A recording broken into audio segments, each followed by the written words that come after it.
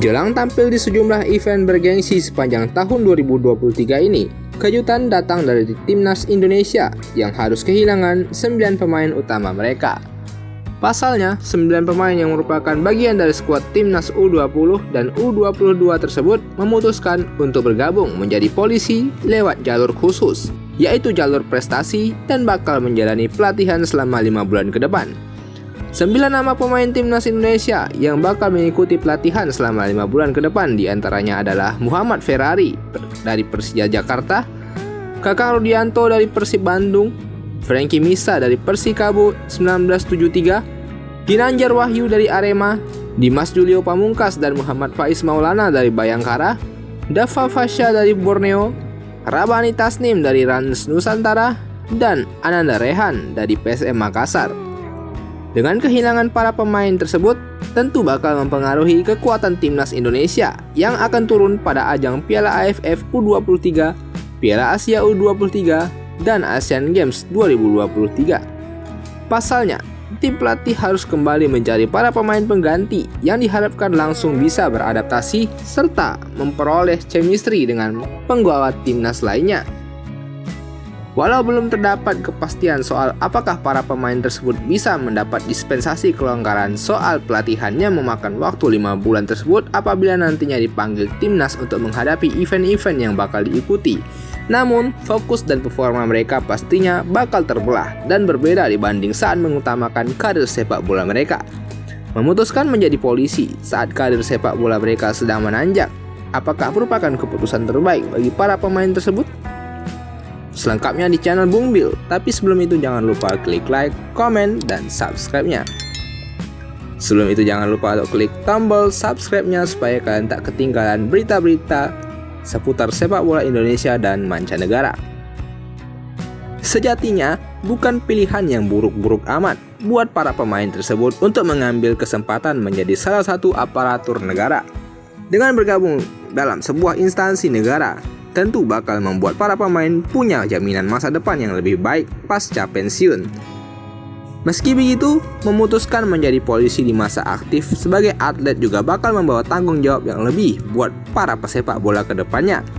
Seperti yang telah dijelaskan sebelumnya, bahwa dengan bergabung bersama abdi negara seperti kepolisian, bisa memberikan jaminan masa tua yang lebih baik buat para atlet.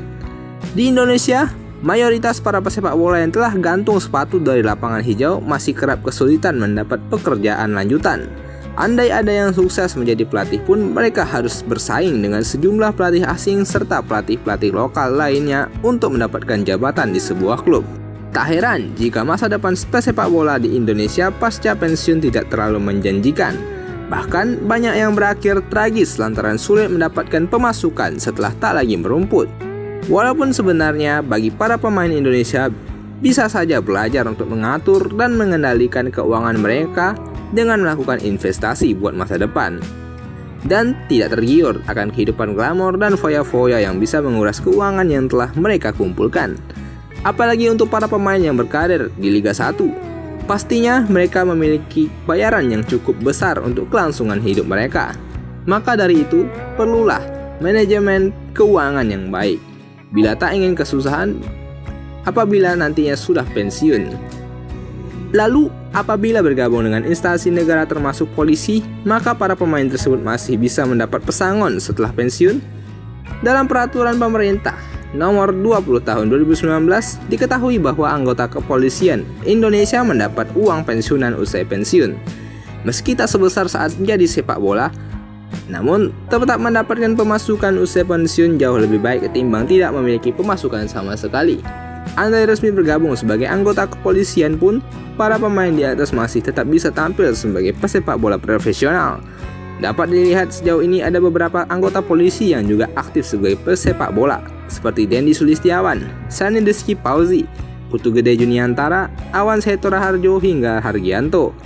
Bahkan di Indonesia sudah ada klub yang berafiliasi dengan Polri, yakni Bayangkara FC, sehingga para bintang Timnas U20 dan Timnas U22 yang memutuskan jadi polisi di atas berpotensi masih bisa terus berumput. Apalagi terkait dengan rencana PSSI yang bakal menggabungkan para pemain U20 dalam satu tim demi mengarungi Liga Indonesia. kemungkinan besar wadah tersebut merupakan Bayangkara Presisi FC. Secara kesejahteraan pemain, mungkin keputusan untuk bergabung dengan kepolisian merupakan pilihan yang tepat. Namun, hal tersebut juga bisa memberikan dampak negatif terutama buat klub. Dengan menjadi polisi, maka para pemain timnas U20 dan U22 harus absen lama dari klub untuk menjalani pendidikan. Durasi lama yang dibutuhkan untuk menempuh proses pendidikan tersebut sedikit banyaknya bakal mempengaruhi performa dan sentuhan para pemain. Bayangkan saja, selama hampir setengah musim, para pemain tak merasakan ketatnya persaingan di kompetisi resmi. Hal tersebut bisa mengikis skill alami mereka seperti passing, controlling, serta positioning. Dari segi stamina, para pemain mengikuti pelatihan kepolisian mungkin masih bisa terjaga dengan mereka bakal tetap menjalani latihan fisik. Namun, untuk kemampuan olah bola, besar kemungkinan akan berkurang.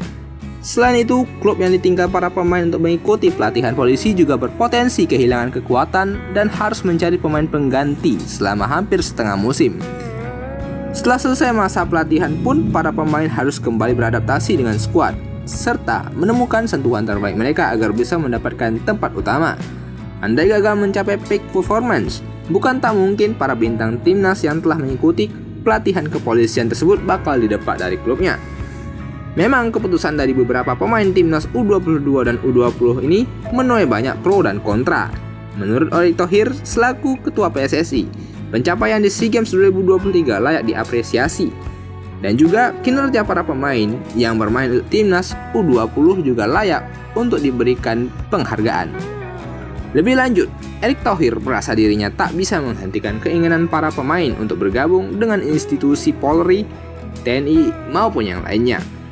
Menurut Menteri BUMN itu, para pemain sepak bola juga berhak menentukan masa depannya. Mereka perlu berpikir karir apa yang akan dijalani selepas pensiun sebagai pemain profesional. Namun, di sisi lain, muncul perspektif berbeda bagi para sebagian besar pecinta sepak bola Indonesia. Bahwasanya, hal yang dilakukan oleh para pemain untuk bergabung dengan instansi-instansi terkait merupakan bentuk ketidakprofesionalitas mereka dalam berkarir di sepak bola. Banyak yang menganggap bahwa sepak bola hanya menjadi batu loncatan untuk karir mereka di luar sepak bola tersebut. Apalagi di usia mereka yang masih muda, yang merupakan calon pemain timnas Indonesia di masa depan. Keputusan mereka pastinya sudah didukung oleh PSSI dan negara. Namun, apakah klub-klub yang memakai jasa para pemain mendapat kompensasi dari ketidakaktifan mereka nantinya selama menempuh pendidikan? Thomas Doll selaku pelatih Persija menyayangkan hal tersebut, sebab salah satu pemain muda terbaik mereka, Muhammad Ferrari, harus meninggalkan klub. Namun ia tak bisa menahan keputusan Ferrari, sebab keputusannya sudahlah bulat untuk mengikuti pendidikan ini.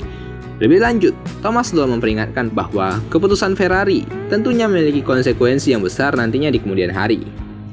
Di sisi lain, banyak yang menyuarakan agar memang timnas Indonesia lebih baik diisi oleh para pemain abroad maupun keturunan dibanding harus memberi kesempatan kepada pemain lokal yang tak 100% pada sepak bola. Hal inilah yang menjadi hambatan mengapa timnas sulit untuk maju. Pemain keturunan dan abroad diyakini lebih profesional dalam berkarir sebab mereka memang fokus pada sepak bola, bukan hal-hal lain di luar itu. Ini mungkin juga yang menjadi hambatan mengapa setelah terakhir Marcelino Ferdinand dan Ronaldo Kuate, tak ada lagi pemain timnas U22 yang mengikuti jejak para pemain tersebut untuk berkarir di Eropa atau di negara-negara sepak bola di kawasan Asia. Walau begitu, keputusan sudah diambil oleh para pemain. Mungkin saja setelah 9 pemain ini masih ada pemain yang bakal menyusul untuk mengambil kesempatan menjadi abdi negara ini lewat jalur prestasi sepak bola. Kita sebagai pecinta sepak bola Indonesia hanya bisa memberikan kritikan dan masukan, tetapi tak bisa memaksakan kehendak dan keinginan para pemain. Semua kembali kepada masing-masing individu. Semoga saja ini merupakan pilihan terbaik bagi karir para pemain ke depannya. Oke, sekian itu saja pembahasan kita pada video kali ini. Jangan lupa klik tombol like, komen, dan subscribe channel Bung Bill. Thank you.